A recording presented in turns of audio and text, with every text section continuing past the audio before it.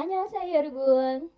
Nandito po ako now in Busan. And let's try the original Dubai Chewy chocolate. Ta-da! It's from Dunkin' Donuts. We have Dunkin' Donuts in the Philippines, but they don't sell this Dubai Chewy chocolate. So, I will try this time here in Busan, South Korea. Wow! Look at this! Ta-da! So, let's open it. Ooh. Oh, like this pala. Yan. First bite. Wow, look at that. So good way. Wow.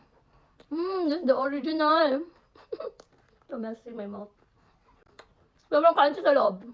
At sa labas so soft. The best sa Korea. Guys, legit.